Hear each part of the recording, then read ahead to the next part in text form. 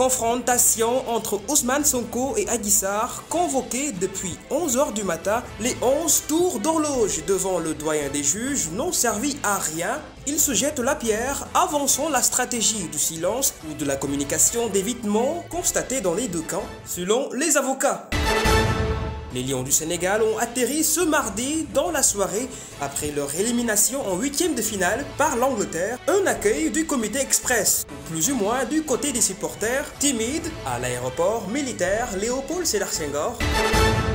Et finissons avec ces tirs des producteurs. Il n'y a eu jamais de consensus entre l'État. La production arachidière demande une redéfinition des politiques. Bassirou Ba de Arsenou Momal on appelle à la prise en compte des réalités du marché. C'en est tout pour les titres.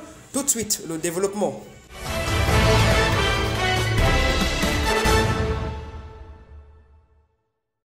Bonsoir à toutes et à tous, si vous nous rejoignez à l'instant, je vous l'annonçais dans les titres, Ousmane Sonko et Adji Sarr faisaient face au doyen des juges, Maham Diallo, une confrontation qui s'est éternisée. 11 tours d'horloge déjà qu'ils s'affrontaient en séance avec les avocats des deux parties. Face à la presse vers 20 h, ils se sont accusés sur le fait que ni Ousmane Sonko ni Adji Sarr n'ont été communicatifs. Des stratégies du silence dans les deux parties accentuaient la confrontation. L'un des avocats de l'accusé, Maître Ousseynou Ba, soutient l'ultime voie du non-lieu par absence de preuves. Maître El Hadji Diouf, lui, défend la sérénité de la plaignante et d'être en droit de se muer face au silence de celui qui l'accuse de viol. Ce matin, les deux mises en cause ont déféré à la convocation à 11 h sans grande difficulté, facilitée par l'escorte des forces de l'ordre jusqu'au palais de justice. Cette première confrontation entame ce tournant déterminant qui serait la marque distincte d'une décrispation. Nous y reviendrons dans nos prochaines éditions. Un face-à-face entre le leader du PASTEF et la masseuse de l'Institut Sweet Beauty, qui était de toute évidence. L'attente était de longue haleine avec un tout début de confrontation ce mardi, pas édifiante. Mais revenons en 2021, c'était au mois de mars où une accusation de viol contre Ousmane Sonko a fait basculer tout un pays. Rokhaya Pouye revient sur les faits.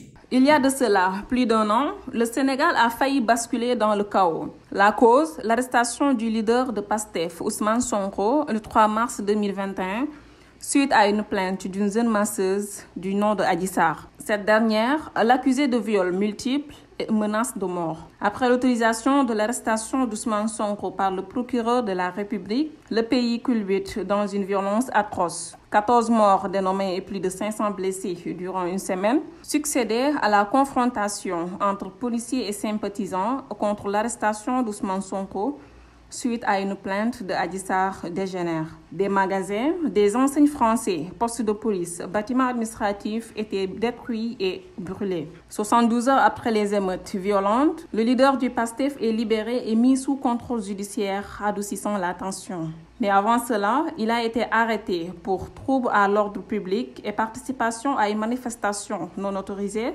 lorsqu'il allait répondre à la convocation du 3 mars. Cependant, même les médias n'ont pas été épargnés. Sen TV et Walfo TV, leur signal coupé par la CNRA pour apologie à la violence. RFM, chaque âgé est accusé d'être favorable au pouvoir. Après une année et quelques mois, le 3 novembre 2022, pour la première fois, Sonko est auditionné par la justice sénégalaise. Dans cette audition de plus de 3 heures, Ousmane Sonko rassure les compatriotes et annonce sur les réseaux sociaux qu'elle s'est bien déroulée, mais précise qu'il avait refusé de se soumettre à un test ADN. Selon Maître Bamba Cissé, l'un des avocats de l'accusé, Ousmane Sonko a prouvé son innocence en fournissant des preuves palpables corroborant la thèse du non-lieu, car selon lui, le dossier est vide. Quasiment un mois, jour pour jour après l'audition de l'ancien candidat au présidentiel de 2019, aujourd'hui 6 décembre 2022, l'inévitable face-à-face d'Ousmane Sonko à Adji Sarr devant le doyen des juges Oumar Maham Diallo s'est en fait produite. Je vous l'annonçais dans les titres, les producteurs d'arachides du Sénégal sont en déphasage avec les décisions politiques sur la production annuelle. La définition du rendement sur la récolte doit leur appartenir. C'est du moins l'avis de Bassirou Ba du mouvement Arsenal Momel, Sonacos et ses achats au bascule, le prix de l'arachide homologué et l'activité d'exportation qui sont à revoir. Suivons maintenant les éclaircissements de Bassirou Ba. Prix gerte bi ñëpp xam nañ ne neexul baykat parce que foogoon nañ ne ren téeméer lay am waaye du lu ñu homologué. Non, on sait tous que le prix de l'arachide de cette année ne plaît pas aux cultivateurs, car on croyait qu'on allait avoir 500 francs. Le prix n'est pas homologué, mais ils l'ont plafonné à 250 francs, pas plus. Le prix n'est pas homologué, mais ils l'ont plafonné à 250 francs, pas plus. Le phénomène se répète. L'année dernière, il avait plafonné le prix à 225 francs. Il y avait même des cultivateurs qui avaient vendu leur récolte à 200 francs le kilogramme. On avait dénoncé cela, mais aucune solution n'a été prise. Cette année-ci, on est prêt pour que cela ne se reproduise pas. Là où on achète nos semences, il faut qu'ils soient réglementés. Nous voulons aussi qu'ils veillent aux autorisations des voitures transporteurs. S'ils ont une lettre de voiture, s'ils ont été agréés ou s'ils ont un défaut de facture. Ce sont les points que nous avons résumés pour veiller au contrôle. L'origine de cela est le prix qui dépasse 275, car ils savent qu'avec ce prix, la Sonacos n'aura pas d'arachide. Mais avec l'aide d'Allah, on avait arrêté des voitures. Mais avant cela, le jeudi, on avait une interview avec la RFM. Ils nous ont dit que nous, avec le ministre et avec un PCA de la Sonacos, avait dit que personne n'a le droit d'arrêter quelqu'un qui a acheté à 400 ou à 500 francs. Le même jour, on nous a appelé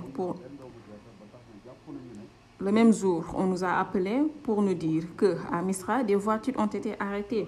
C'est ainsi qu'on a déployé une équipe sur le terrain. Mais ce contrôle concerne seulement les opérateurs au point de collecte comme la Sonacos. Sur le côté de l'exportation, nous, on est d'accord parce que avant, il y avait seulement ceux qui achetaient pour leurs semences ou les transformateurs, mais l'État subventionnait jusqu'à 10 milliards de francs CFA. Maintenant, avec l'exportation, on a au moins 9 milliards de francs CFA. Donc, le plus avantageux est d'exporter les récoltes. Sachez que le prix de l'arachide ne peut pas baisser actuellement. Il est à 400 francs et d'ici peu, il sera à 500. La Sonacos jusqu'à ce jour n'a même pas une graine d'arachide et je ne pense même pas qu'il y en aura. Toutes leurs manigances pour avoir de l'arachide n'ont abouti à rien du tout. Arsenal Momel est partout dans le Sénégal et d'ailleurs hier était la 15e journée de la campagne.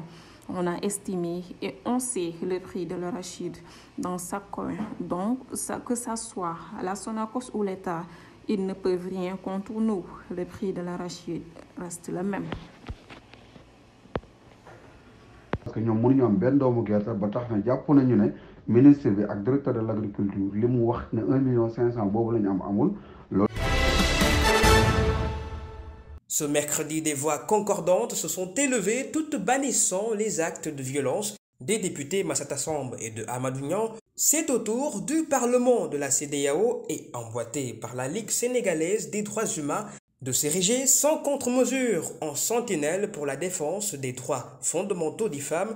En préambule, dans le communiqué publié ce matin, 6 des actes prioritaires sous-tendent la déclaration du Parlement de concert avec la Ligue sénégalaise aussi dans sa publication est rappelé avec constance que les violences basées sur le genre sont réprimées par la loi fondamentale du Sénégal qui a signé et ratifié les traités et instruments internationaux légaux y afférents. La Ligue réitère, elle, son attention particulière à l'autorité de régulation par excellence de l'Assemblée nationale en son règlement intérieur qui doit s'appliquer dans toute sa rigueur. La dissuasion doit être ferme pour les 2 députés du Parti de l'Unité et du Rassemblement actuellement recherchés par la Division des investigations criminelles. Le Parlement de la CEDEAO et la Ligue sénégalaise des droits humains souhaitent que la justice s'applique pleinement sur cette affaire.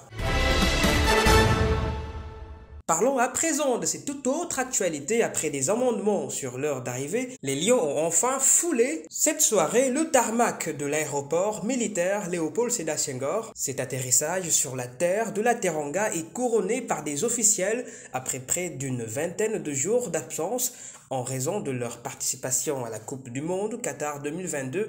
L'équipe du Sénégal et l'ensemble du staff technique de la sélection nationale ont été reçus par le comité d'accueil express accompagné des supporters et les membres des familles des joueurs respectifs, comme le coup d'envoi en mission avec la remise du drapeau le 19 novembre passé au Lyon. Au Qatar, ils seront reçus à nouveau par le président Macky Sall, mais cette fois-ci au Palais. Une note de sport avant d'achever cette édition, les parcours des Lions sont émaillés d'impairs.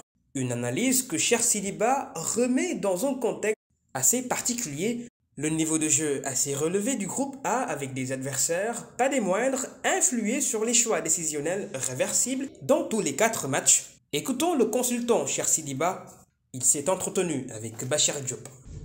Le parcours du Sénégal, pour moi c'est un parcours mi-figue, mi-raisin. On voit le Sénégal en premier match contre la Hollande se faire battre, tenir déjà le match par le bon bout, mais dans les 5 dernières minutes et le temps additionnel, on voit une équipe sénégalaise qui a perdu de la concentration, et là derrière on prend 2 buts. Contre le Qatar, c'était l'équipe la plus faible du groupe. Et pour moi, c'était un match que le Sénégal a géré facilement en battant le Qatar 3-1. On pouvait ne pas encaisser, qu'on pouvait éviter. Mais comme on l'a vu lors de cette Coupe du Monde, le Sénégal a eu des problèmes en défense, des problèmes que le Sénégal n'avait pas l'habitude d'avoir. Mais lors de cette Coupe du Monde, on a vu une faiblesse défensive. Et en 3e match, on joue l'Équateur, un match crucial, un match important où il nous fallait la gagne pour sortir de ce match. On fait une très bonne première mi-temps, bien maîtrisée, beaucoup d'impact. Le Sénégal a répondu présent, le Sénégal gagnait les seconds ballons, le Sénégal gagnait les duels.